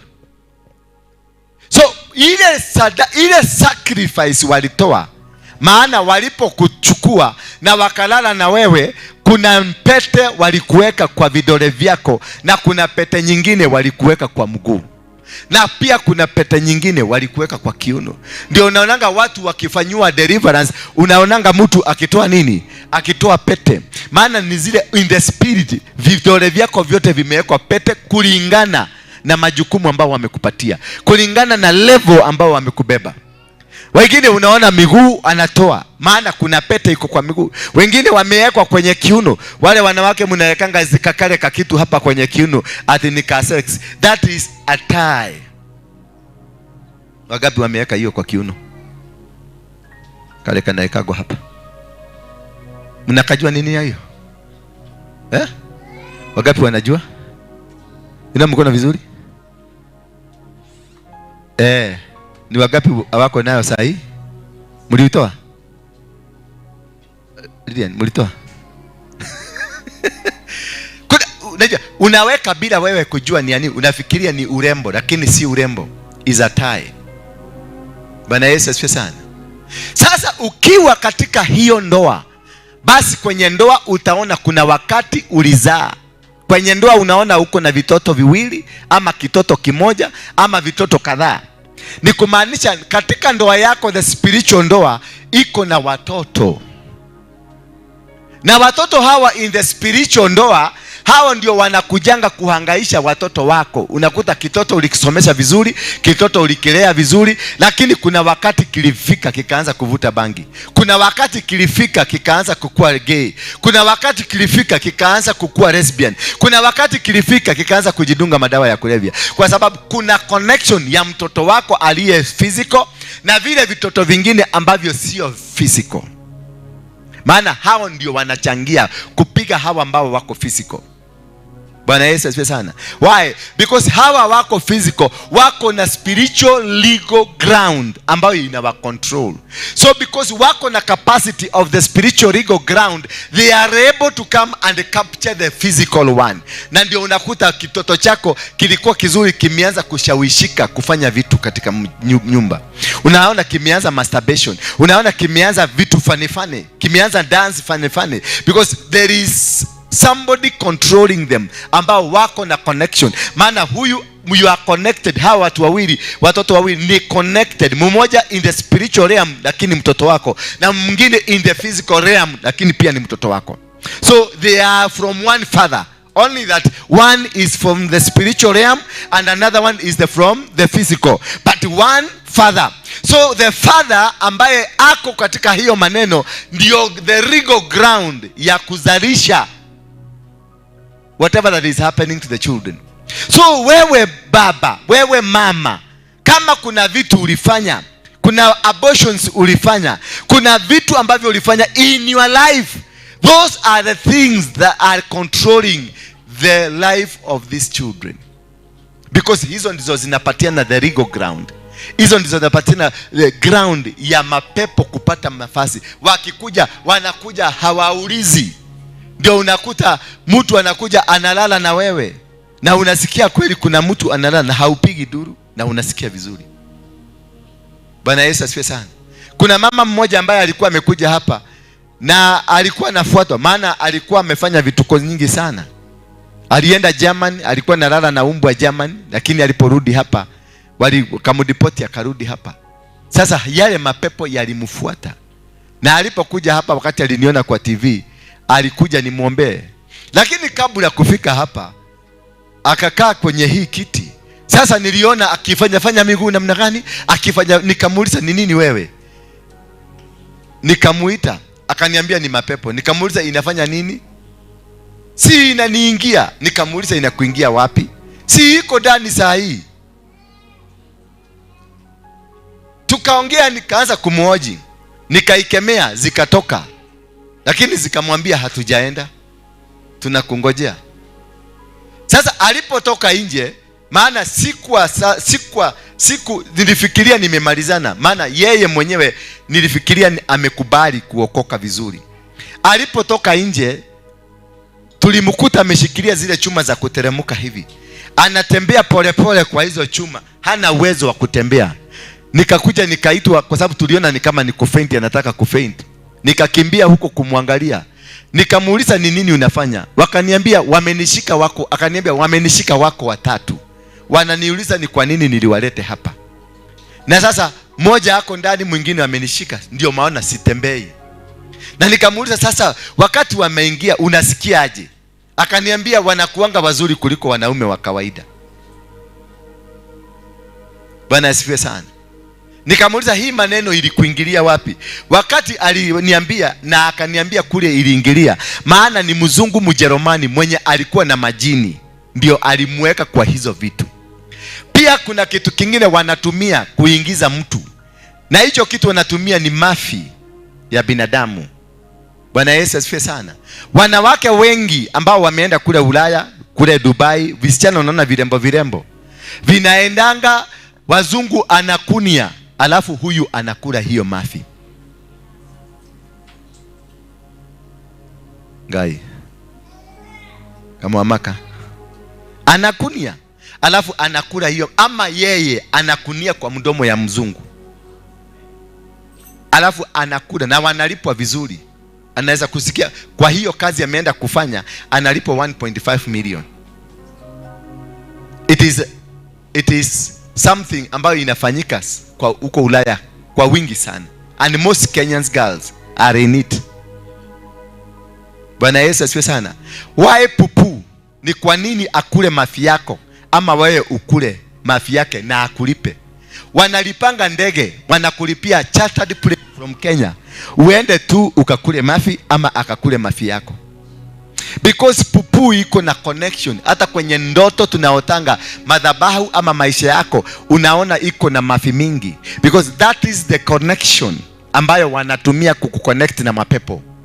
Sasa huyo mwenye amekunia mafi kwa mdomo ya mtu ako on a high level of operation, spiritual operation, ambazo ana uwezo wa kufanya vitu, ana uwezo wa kucontrol spiritual realms, ana uwezo wa kufanya maneno makubwa na yakafanyika ya kimiujiza katika ulimwengu wa giza. So there are several connection. Kuna wengine ambao tumesafiri, tumeenda Dubai, tumeenda Saudi Arabia, tumeenda Kuwait, tumeenda Lebanon. Wengine umetoka hapa umeambiliwa ni kazi unaenda kufanya, lakini ukifika huko unakuta unaambiwa uwe ukiosha tortoise, ama unaambiwa uwe ukiosha nyoka. Bwana Yesu asifiwe sana. Nyoka hiyo sio nyoka unaosha, lakini kuna spiritual wanakutumia wewe kama pet.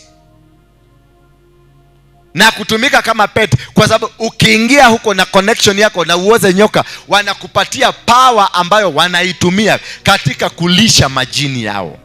Na kutoka hapo majini yatakuwa kilala na wewe, na hata zaidi utakuta baba wa mji analala na wewe na wavulana wake wote wanalala na wewe. They all know what they are doing because they are connecting you to those spiritual powers. Why? Because walikuoa, walikununua. Na kama wamekununua, hawezi kuepukana na wao. They will control you, they will manage you. Ndio unakuta kila wakati uko unateseka, uko na magonjwa. Ukipelekwa hospitali hii ni ugonjwa huu, ukipelekwa hospitali nyingine ni ugonjwa huu. So how do you do this? Kama umewahi kujiona umelala na mwanamke ama umelala na mwanaume, na hata sana sana umezaa, ujue there is a dowry that was given. So when you are disconnecting yourself from them, you ask God to tell you what kind of a dowry that was given, so that you can bring it at the altar. Ndio urudishe the dowry, ndio wakuache, so that you can destroy the legal ground that controls you, so that you can make your children start being successful. Because you are the owner of the ground, your children also face the same consequences, because ulishawanunulia, watolea dhabihu katika ulimwengu wa kishetani. Ndio unaona mtoto unajaribu kumrekebisha lakini harekebiki. Mtoto unajaribu kumsaidia lakini hasaidiki. Mtoto unajaribu kumuinua lakini hainuki, kwa sababu wewe mwenyewe ndio madhabahu ambayo inamharibu. Wewe mwenyewe ndio madhabahu ambayo imempeleka kwenye shida hiyo yote. Maana ulilala na majini na ukatolewa dhabihu, ukapelekwa katikati ya baharini na ukafanywa kafara ambazo ulifanywa. And that is a sacrifice that is controlling your family. Ulifanya abortion, that is a sacrifice you gave, of a human sacrifice. So to be able to cancel the human sacrifice ambayo ulitoa, it is really an uphill task. It is a real task. Kuna mwingine ametoa mimba 5, kuna mwingine ametoa mimba 3, kuna mwingine ametoa mimba karibu 7. Hizo zote they are counted as sacrifices, because kila mimba ulitoa ilikuwa na kusudi. Kila mimba ulitoa ilikuwa sacrifice. Na sasa hiyo kuua mtu, kama na body ndio tunaachiangwa. Mtu akikufa sasa tunasemanga nini? Mwere, twarai mwere, twaikorokia mwere, no wathi kuona mwere, because mwili ndio unabaki, but the spirit in you bado inaenda. Na ndio tunasemanga uweke roho yake mahali pema peponi. Meaning wakati ulitoa yule mtoto ni mwili ulikufa, the spirit is still alive. Those children hawakukufa, they are here. Na ndio wengine tukienda biguni utakutana na msichana na kuambia habari yako mamu, unamuuliza wewe ni nani, anakuambia nani yule waikilia kioro, because the baby is still alive. So if you have done 3 abortions, you have 3 children existing in the spirit, and maybe you have physical children 3, so you have 6 children. And the 3 children ambao wako in the spiritual, wao ndio wanatumika kuhangaisha familia yako. Hao ndio wanatumika, ndio wanafinyika regions, mapepo, na ndio wanatumika kuharibu kazi yako. Maana uliwakataza wakuje, na wao watakukataza any blessing and any success in your life that emanates from the spirit. Maana everything that we do manifested first in the spirit.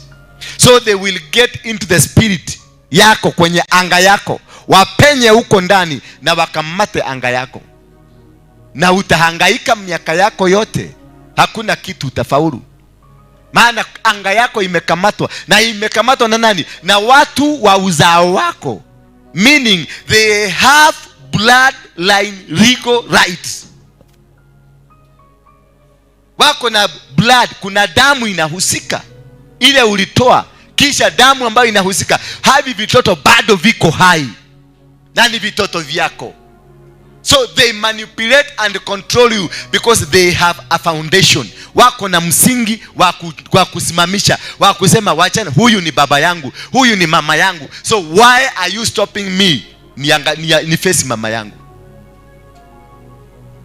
Sasa kama hauna umakini wa kuelewa hivyo, utangangana na hakuna kanisa hautaenda.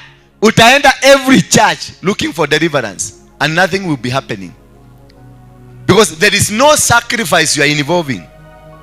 There is no sacrifice ambayo umeiweka ndio ikukatanishe na the legality ya ile kitu inaoperatiwa katika mwili wako. Maana these things they will operate in 3 phases.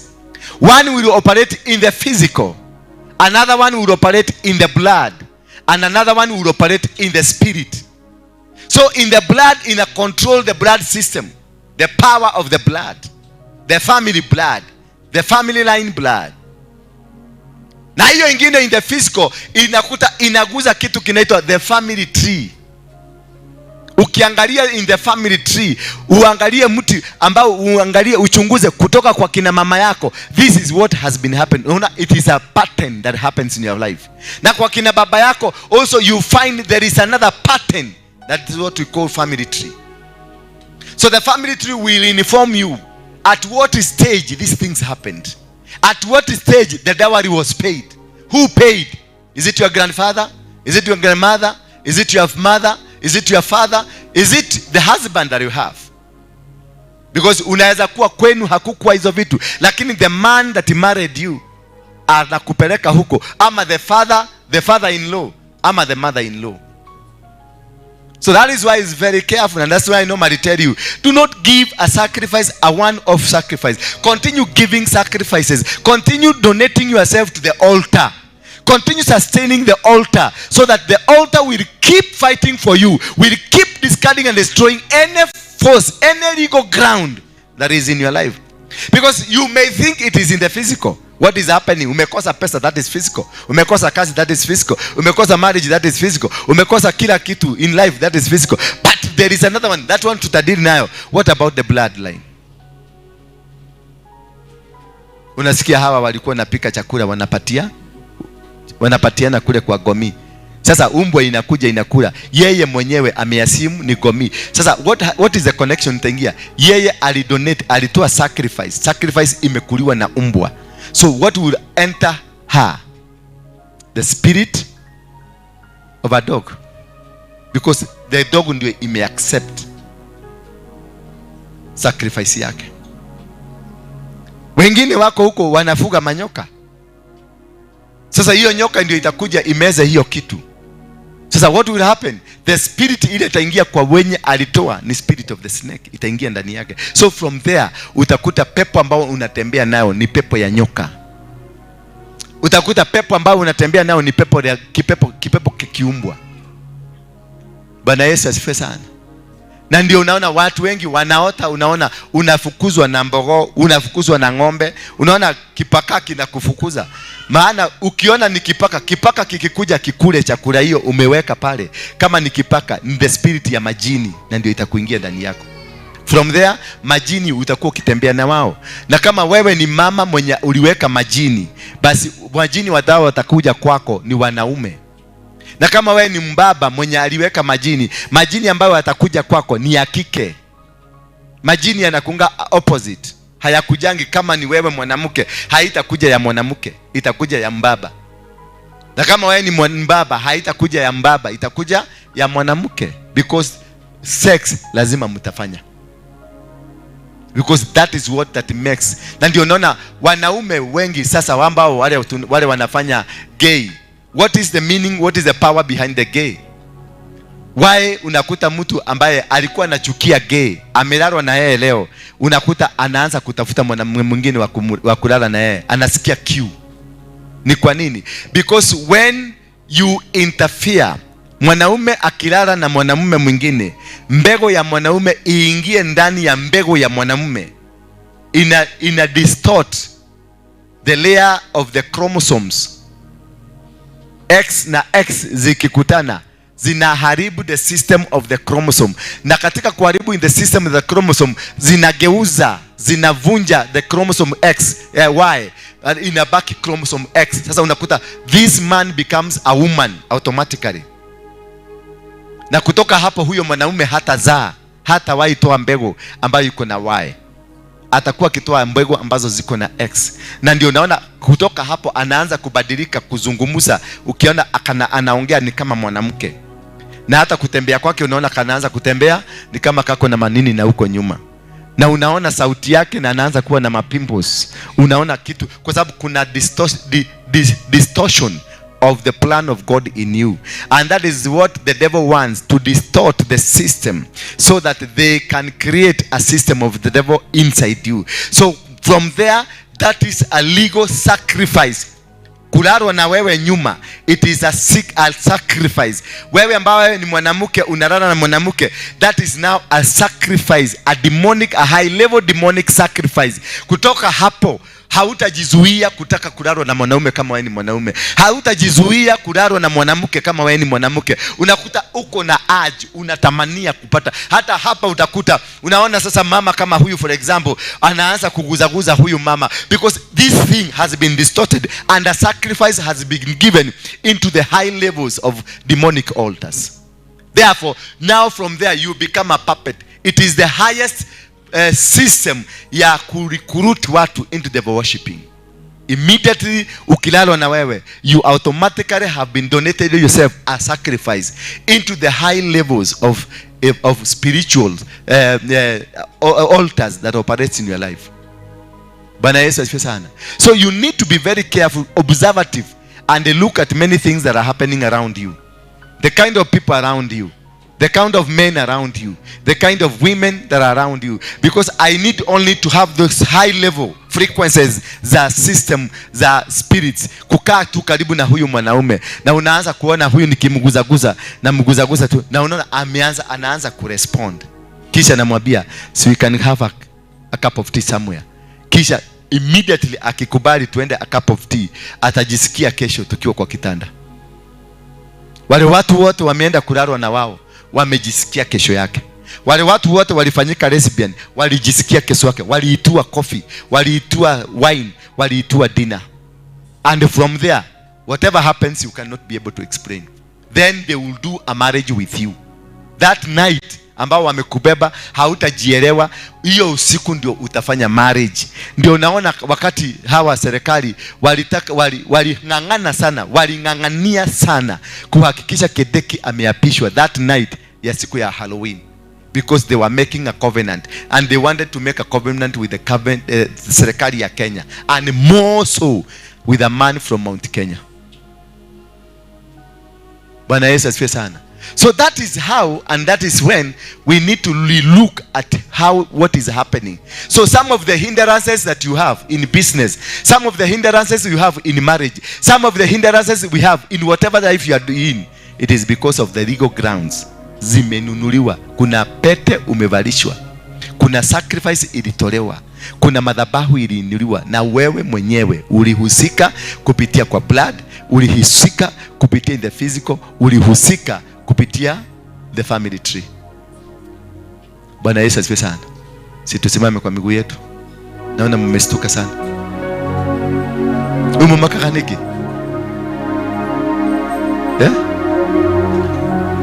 Mnastuka kwa nini?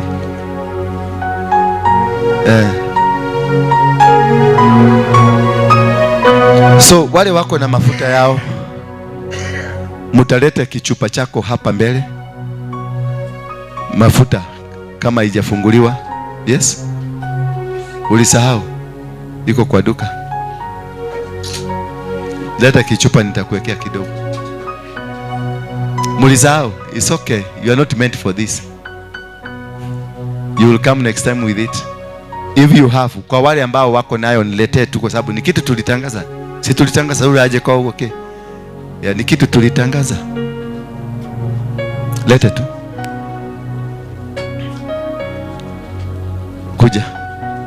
Kuja hapa. Na ukumbuke kichupa chako, weka chipange hatua hapo. Ukumbuke kichupa chako. Ukumbuke kichupa chako. Nini? Iko na mafuta. Ndio lete mafuta. Kama walisahau hakuna shida. It's okay. Niliitisha kila mtu anunue mafuta alete. Si kuweka anawekea watu.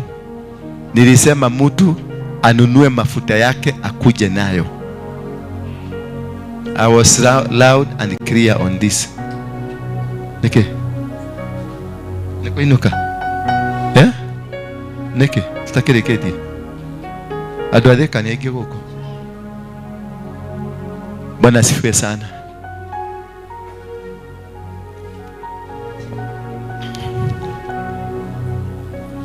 Worship. Ndungane.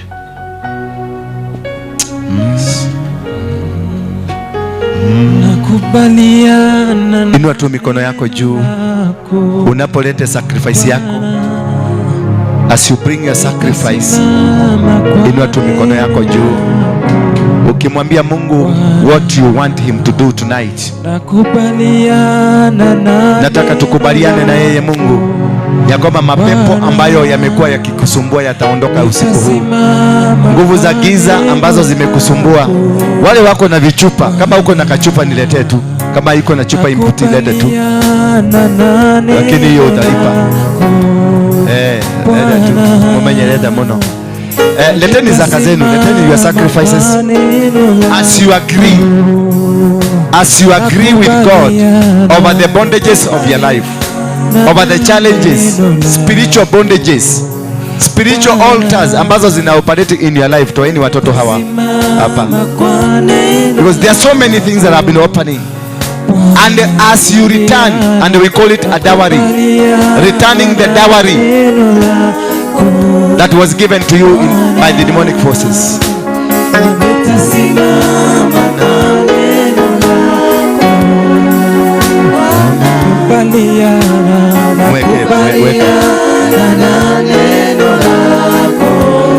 Tukubaliane na neno lake Bwana. Nitasimama na neno lako. Nakubaliana na neno lako. Nitasimama kwa neno lako. Nakubaliana na neno lako. Nitasimama kwa neno lako. Nakubaliana na neno lako. Nitasimama kwa neno lako. Nataka kukuona. Nakubaliana na neno lako. Nitasimama kwa neno lako. Nipatie basi. Nakubaliana na neno lako. Nitasimama kwa neno lako. Inua mikono yako juu. Lile jambo tutakubaliana sasa hivi litafanyika na litatendeka katika maisha yako. Tafakari tu dakika moja, utafakari, ujiulize ni nini hiki unataka Mungu akufanyie siku hii. Ni nguvu gani za giza ambazo zimekuwa zikioperate kwako? Ni maroho gani ambayo yamekusumbua? Ni challenge gani ambayo imekuwa kigugumizi katika maisha yako? Funga tu macho yako, utafakari, ukamuulize Mungu What could be the problem? Just try in the spirit to connect yourself. Connect as we sing. Just connect. There is something that God is doing around now. Maana malaika wa kuleta ukombozi washashuka. Roho wa Bwana ako mahali hapa. Yesu yako mahali hapa. Baba wa mbinguni, maana tumeinua dhabihu hii. Ninapoinua dhabihu hii ambayo imetolewa kama dhabihu ya kuteketezwa kwa ajili ya connections ambazo tumekuwa nazo katika maisha yetu, kwa ajili ya evil altars that have been speaking of our lives, because of powers of evil powers, those that were sent to us from shrines, from demonic shrines, from forces of darkness, from powers of witchcraft, from the chiefs and the high priests of the most dark areas, that they have sent to us spells. They have sent to us forces that control our life. They have made our marriages not to work. They have made our business not to work. They have made our ministries not to work. They have made our lives to be so difficult that we are not able to survive.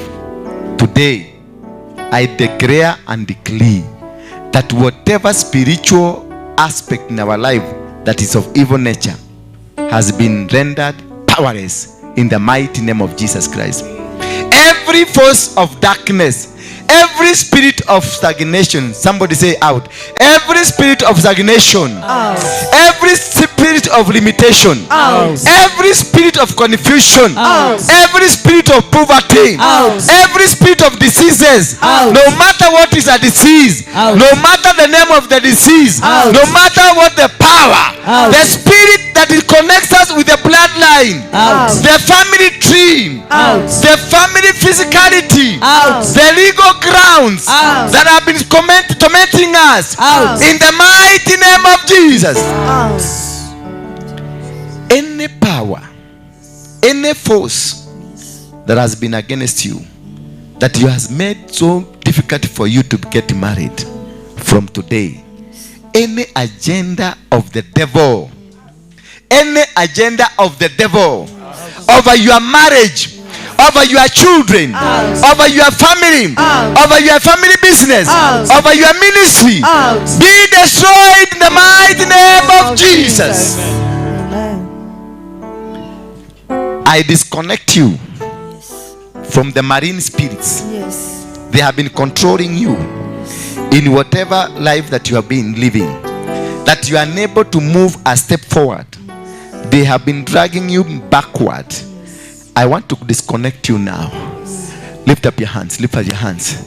Now start disconnecting. Open up your lips and start disconnecting yourself from any evil spirit over your life, from any challenge that is in your life, from anything that was risen against you, any foundation, maroho ya makaburi, maroho yote ambayo umetumiwa, maroho ya nyoka, maroho ya fisi, maroho ya tortoise, maroho ya snail, maroho ya nguvu zote za giza, be destroyed in the mighty name of Jesus Christ.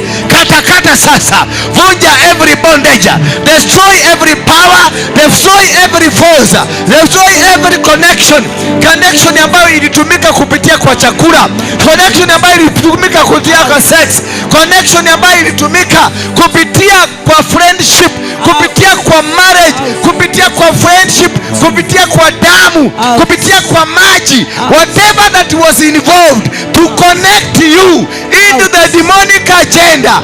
Ikatekate sasa, kata, disconnect it, destroy it, vunja katika jina la Yesu Kristo. Break every bondage, break every bondage, break every bondage, break every bondage, break every bondage, break every bondage, family bondage, break them, break every bondage in your family, break every bondage ulitoa kutoka kazini, kutoka kule ulikuwa unafanya kazi, break them now, break them now, vunja sasa, zivunja sasa, vunja sasa, kule ulikuwa unafanya kazi, vunja sasa, kule ulikuwa umeajiriwa, vunja sasa, kule ulikuwa umeolewa, vunja sasa, yule mwanaume mlikuwa naye, vunja sasa, yule mwanamke mlikuwa naye, vunja sasa, break.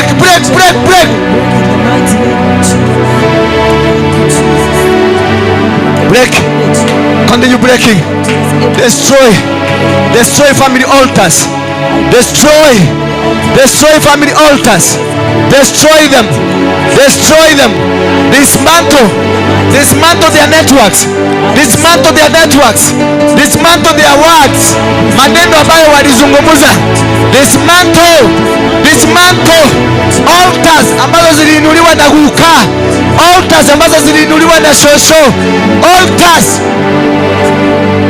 Wamarwa, I need some voice. Altars. Madhabahu iliinuliwa na clan. Madhabahu ya clan ya Muherega.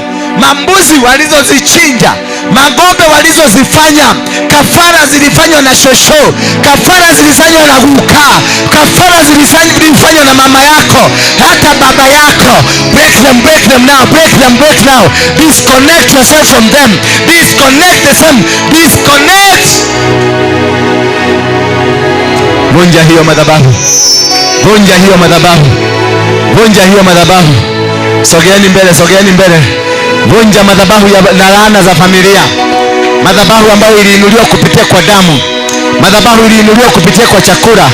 Madhabahu iliinuliwa kupitia kwa maombi. Madhabahu iliinuliwa kupitia kwa kafara za kifamilia. Kafara za kifamilia. Kafara za kifamilia. Kule ulikuwa naenda kanisa ambayo ilikuwa ya kishetani. Kule ulikutana na wachungaji ambao walikuwa wanahilisi, wanaugoa uchawi, uganga ndani yao. Endelea kukatakata. Vunja kila aspect. Vunja kila miviringo.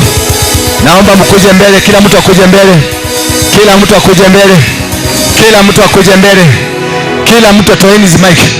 Remove them. Kila mtu akuje mbele. Today is the day that you've been waiting for. Today is a day that God is going to set you free. In the mighty name of Jesus Christ. Nasema kila mtu aliye kule nyuma utoke huko. Sitaki kuona hata mtu mmoja kule nyuma. Na wale wa kwenda choo, funga hiyo. Hakuna kwenda choo. Msiende kutuletea hizo vitu mliwacha kwa choo.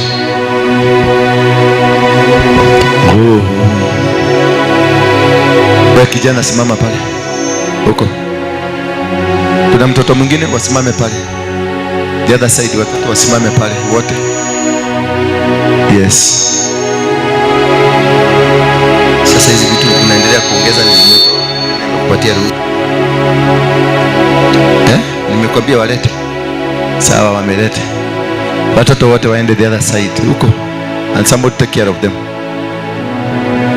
To see children wanaruka ruka hapa. Pita. Enda huko. Kaa kwa speaker kabisa huko nyuma.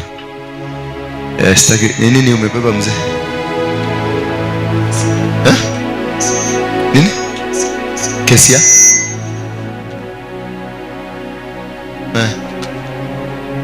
Ukarudishwa airport. Oh, kwa nini ulirudishwa airport?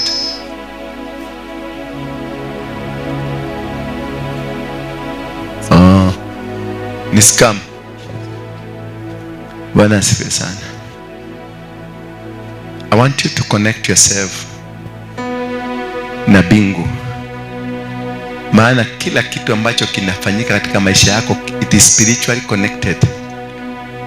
Either from your mother, from your father, from the land, soil, from the business, from the workplace, from the kule umeenda kufanya kazi. Wengine wameconnectiwa kwenye bahari. Wengine ni wazazi wao long time. Wengine wako na majini na wajuangi wanakunga na majini. Maana katika familia yenu kuna inheritance ya majini. And this is today, siku hii. Siku hii ni tarehe ngapi? Any demonic powers against your life has been broken. Any forces of darkness that has been speaking through your marriage has been broken. Any spirit that entered through your children but from you has been broken. Kuna watu wamehangaika na watoto wao, na watoto wao wamekuwa tormented spiritually. Today marks the end of the tormentation. Kuna watu ambao wazazi walivurugana, walipigana, and this has really caused the children to suffer psychologically, physically, spiritually, I want to command the heavenly powers to get into these marriages, to get into these businesses, to get into these ministries. And today, I declare and decree that you are free. In the mighty name of Jesus. Some of us were born from the parents ambao walikuwa Freemasons, parents ambao walikuwa ni waganga na wachawi, parents ambao walihuzika na majini, na wametufanya sisi tukakuwa altars that they used to use us for their purposes. Today, I stand with Jeremiah 1 verse 10. That see, today I have set you over nations and kingdom, to uproot, to overthrow, and to bring down, then to build and to raise. Any demonic agenda of your life that was subjected to you because of the birth, where you are born, where you came from, today, in the mighty name of Jesus Christ, I cut any link that has been connecting you with those that made you to suffer. Every demonic agenda, whether written, whether verbal, whether through a sacrifice, I declare and declare it is null and void. Bwana Yesu asifiwe sana. Anything that has been holding you nyuma, ene kamba yoyote ambayo imetumika kushika miguu yako, imetumika kushika mikono yako, imetumika kushika kazi yako, imetumika kushika mwili wako, kutoka leo hiyo kamba imekatika, hiyo kamba imekatika, hiyo kamba imekatika, in the mighty name of Jesus. Imekatika, imekatika, imekatika, imekatika. Total disconnection, total disconnection, imekatika. Total disconnection, total disconnection, total disconnection, imekatika, imekatika, imekatika, imekatika, imekatika. In the mighty name of Jesus, imekatika. Chukueni kibeti juu. Imekatika, imekatika. Every connection, those that connected you into the evil spirit and the evil organizations, from today I set you free. From today I saw fire, fire, fire, fire. Come back, come back, come back from the sea, come back from the sea, from the middle of the sea. I break every bondage, I break every power, I break every force. I disconnect, I disconnect, I disconnect. Come out now, come out now, come out now. In the mighty name of Jesus Christ, in the mighty name of Jesus Christ, in the mighty name of Jesus Christ, in the mighty name of Jesus Christ, in the mighty name of Jesus Christ, in the mighty name of Jesus Christ, in the mighty name of Jesus Christ, in the mighty name of Jesus Christ, in the name of Jesus Christ. You are free, you are free, you are free. In the mighty name of Jesus Christ, in the mighty name of Jesus Christ, in the mighty name of Muganga, kuja hapa, kuja hapa.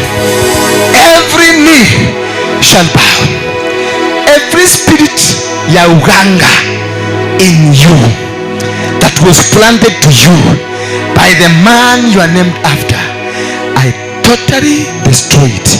I dismantle their altars, their pillars, and their asherahs in the mighty name of Jesus Christ. You, Freemason, Freemason, Freemason, Freemason, Freemason, Freemason, out in the mighty name of Jesus Christ. Every spirit of witchcraft over your life, over your children, over your business, out, out. I command the spirit of death, I command spirit of death out. Bethel Clouds TV, empowering lives.